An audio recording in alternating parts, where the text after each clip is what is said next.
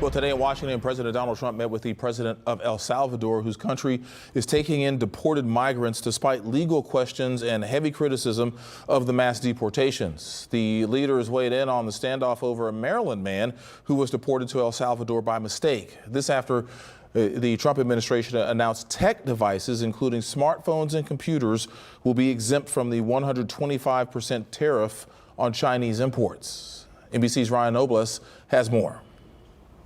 Job you're doing. I appreciate it very much. President Trump hosting the president of El Salvador, Nayib Bukele, today. The two leaders meeting amid controversy over the U.S. policy of mass deportations of alleged Venezuelan gang members to the country, where they are being held in a mega prison for a fee. I want to thank you for the great job you're doing. Among those held, Kilmar Abrego Garcia from Maryland. The administration has admitted he was mistakenly deported, but has not been returned to the U.S. despite court orders to take steps to bring him back. He made it impossible. Today, President Trump did not indicate he would help Garcia, and President Bukele said his country would not return him. How can I return him to the United States? Like I smuggle him into the United States, or what do I do? Of course, I'm not going to do it. It's like, the question is preposterous. With both sides digging in, the case could end up in a Supreme Court showdown. Also under scrutiny, President Trump's tariff tactics.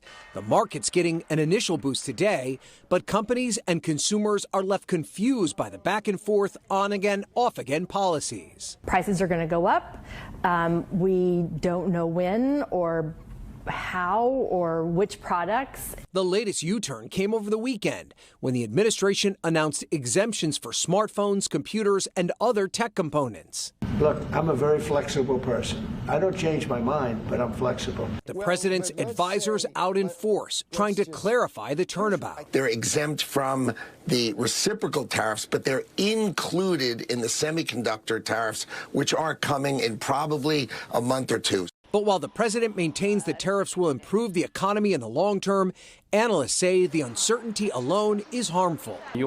China's leader Xi Jinping, who has said no one wins in a trade war, kicked off a tour of Southeast Asia today, trying to present China as a force for stability, in contrast with the U.S. and President Trump's moves on tariffs. And Democrats are hoping to seize on President Trump's tariff turmoil by fanning out across the country and holding town halls, sometimes in Republican districts, with the goal of driving home their belief that President Trump's efforts to improve the economy is just not panning out. Ryan Nobles, NBC News, Washington.